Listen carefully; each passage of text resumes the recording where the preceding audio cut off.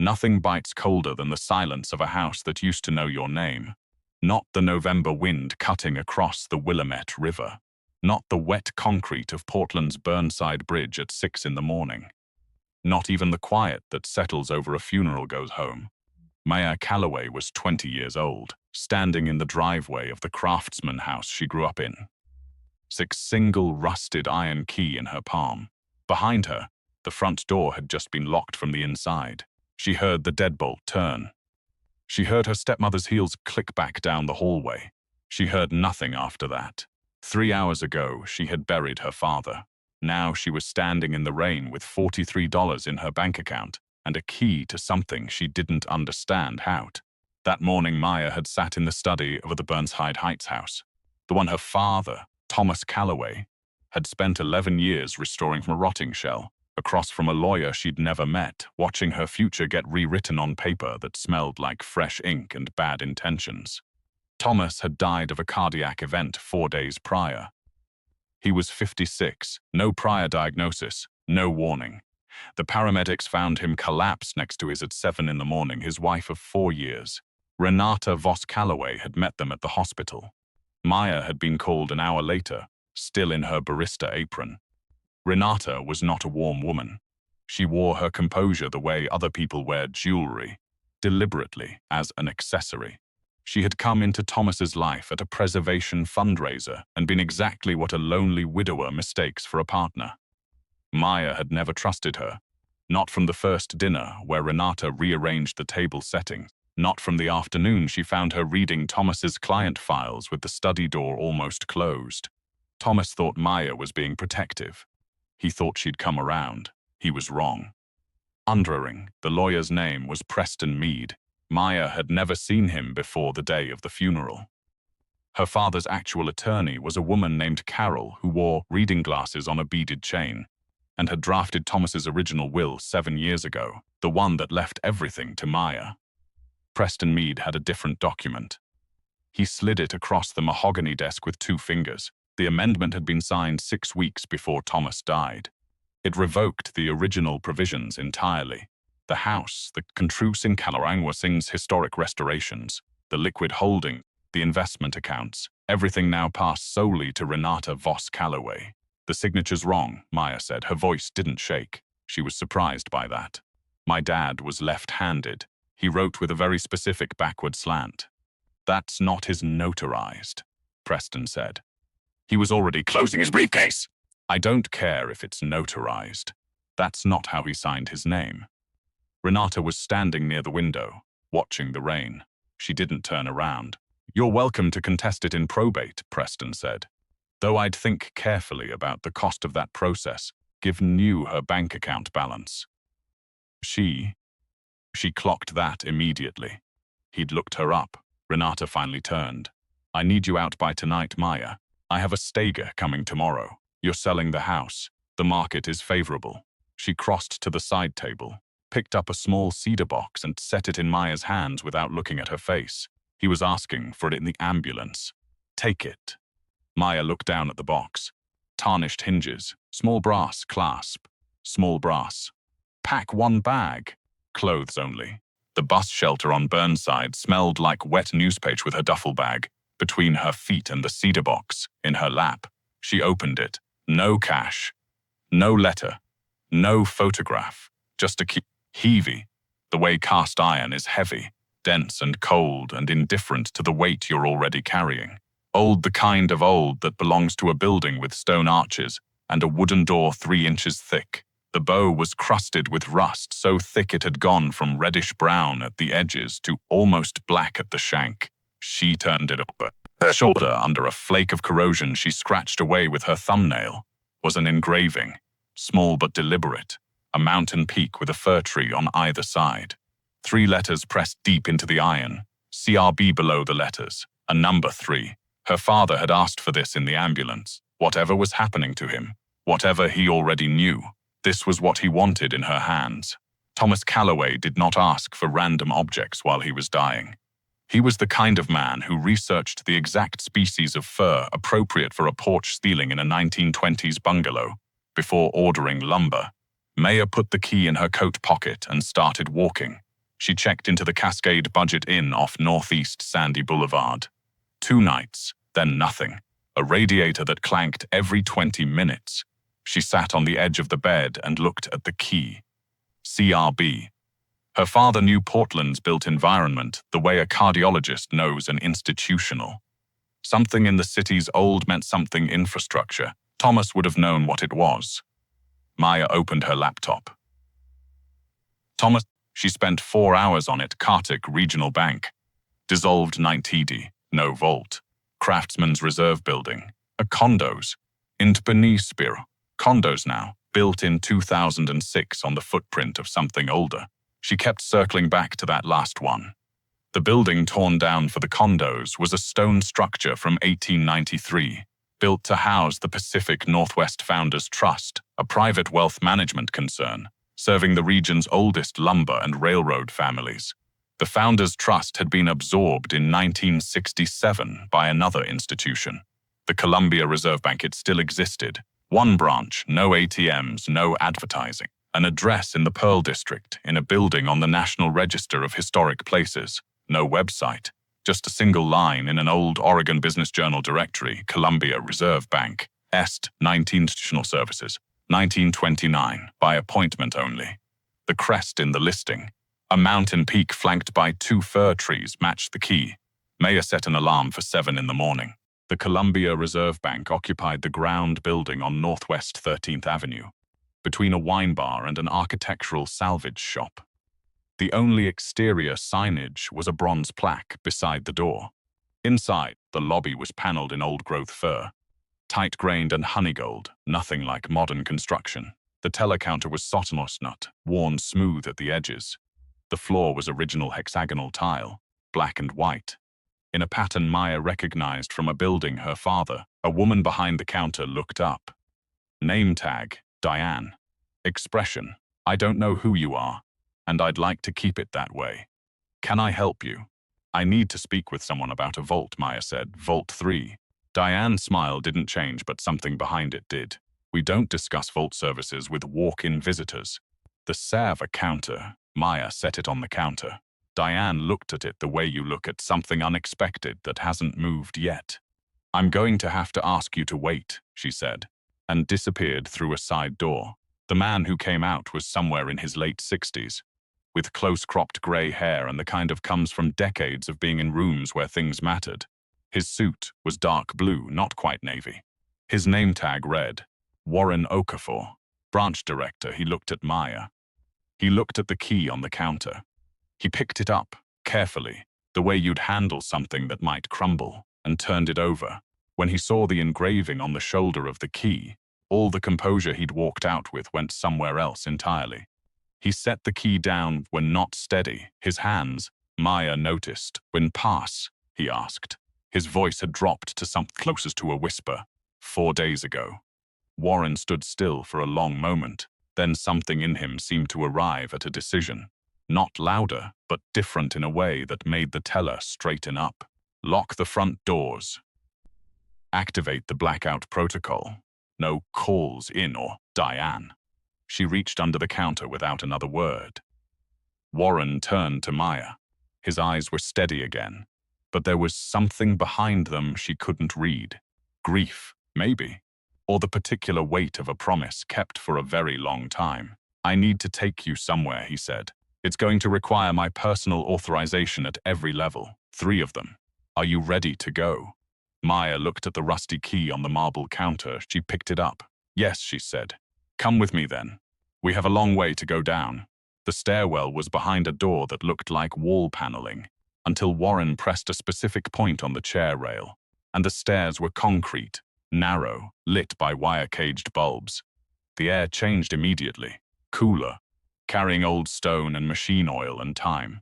Your father wasn't just a client, Warren said as they descended. He was an archivist. The Columbia Reserve Bank was founded by 6 families. Timber, shipping, railroad. They accumulated things over a century that were never meant to appear in any public record. When Portland began its preservation initiatives, Thomas's firm was hired to retrofit the structural systems of these old buildings. What nobody knew is that the subterranean infrastructure he was maintaining wasn't just architectural. He was the keeper of what's down to landing. A titanium vault door, modern, biometric panel and keypad. Warren entered a sequence and pressed his thumb to the reader. It hissed open.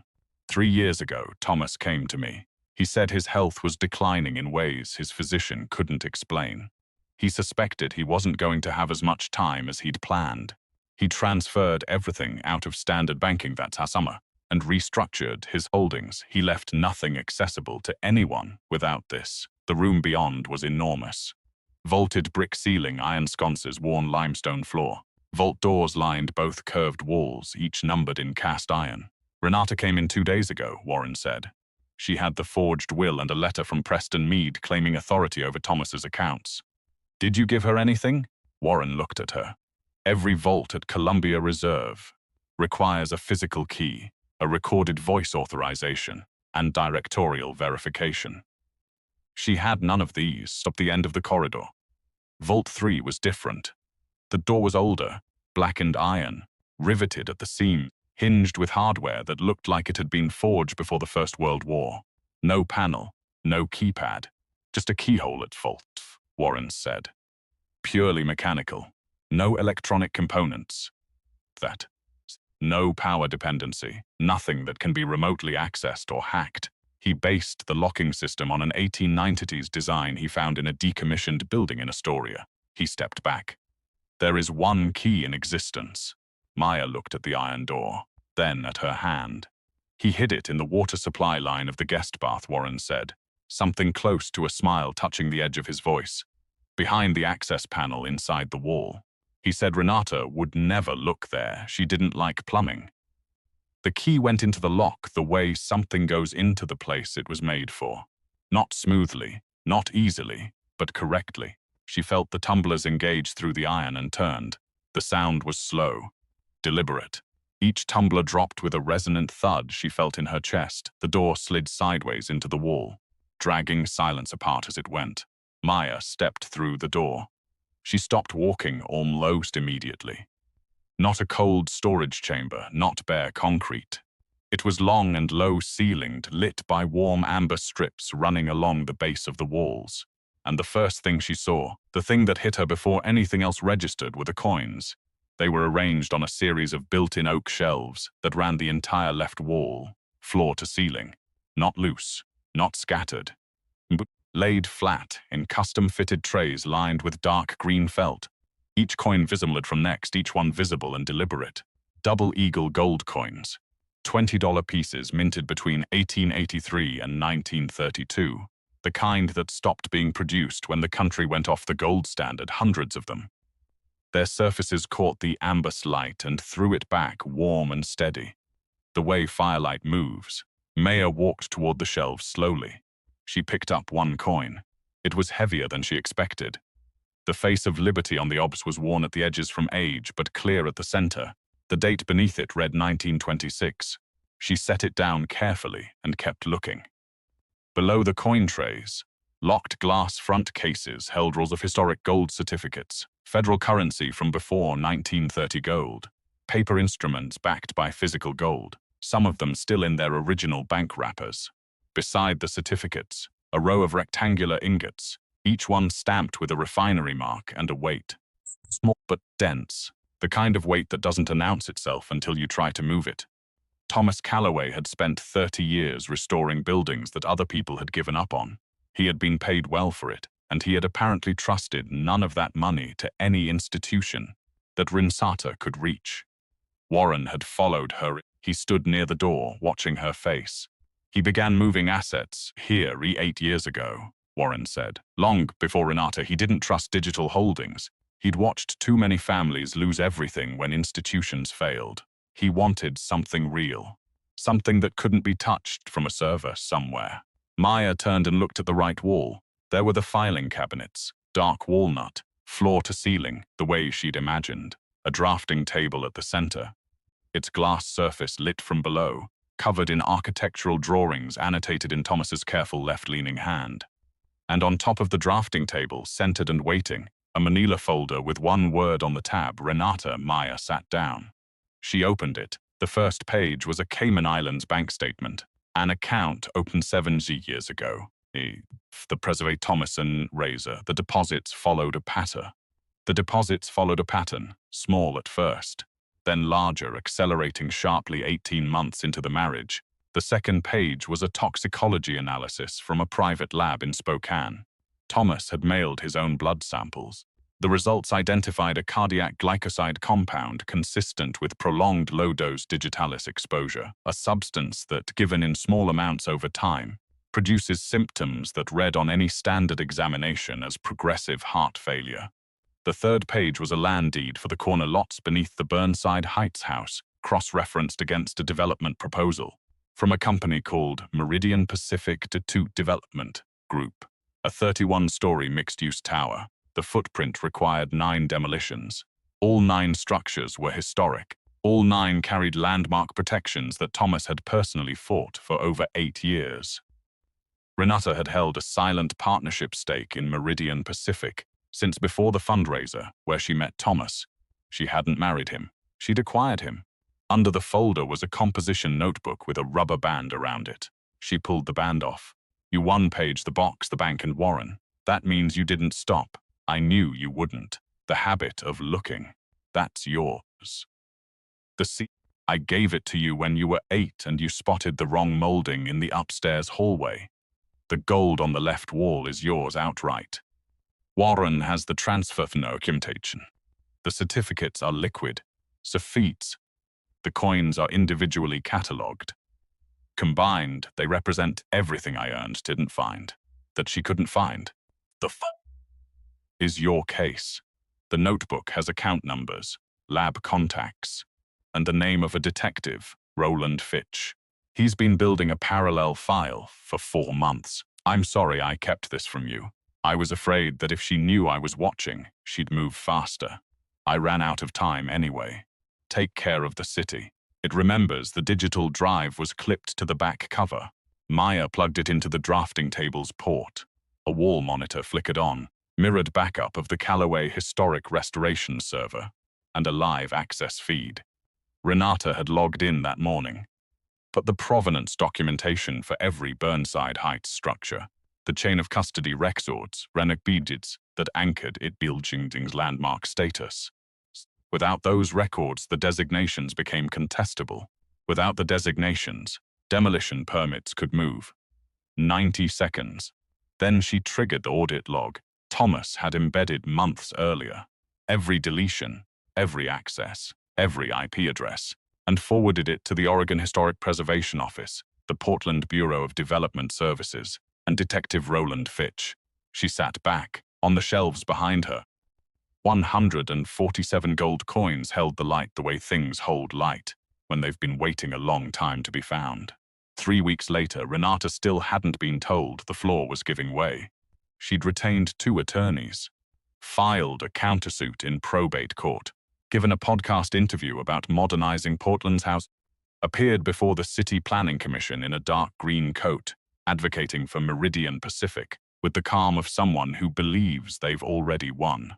The annual Portland Architectural Heritage Dinner was at the Crystal Ballroom on West Burnside, restored dance hall, plaster ceilings, original fir floors. One of the first buildings Thomas had ever worked on. Renata arrived with Preston Mead and worked the room. Maya was already there. Ivory silk dress, her mother from a storage box Renata had never known existed. Warren Okafor was in the room. Detective Roland Fitch was in the room.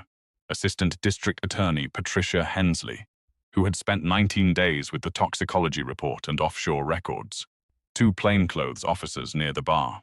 The evening's host called Renata to the podium just after 9. She took the microphone like someone who believed she had already won. It is my honor to announce that the Voss Callaway Family Trust will make a gift of $2.5 million to the Portland Heritage Fund, she said. In memory of my husband, Thomas, and his commitment to this city. She paused. Thomas would have wanted this city to grow. Maya stepped out from the mezzanine stairs. She didn't raise her voice. The room's acoustics carried her fine. That money is under a federal hold order, Renata. The room went the particular kind of quiet that happens when everyone realizes at once that something real is occurring. Renata turned, her expression held for 3 seconds. Then it didn't. You have no standing here. You're a barista. You have nothing. I have Vault 3, Maya said, and everything in it. Patricia Hensley moved through the crowd. The two officers followed. Renata Voss Calloway. You are under arrest for wire fraud, forgery of a testament document, embezzlement. And we are opening an investigation into the suspected poisoning death of Thomas Allen Calloway. Preston Mead went pale against a pillar.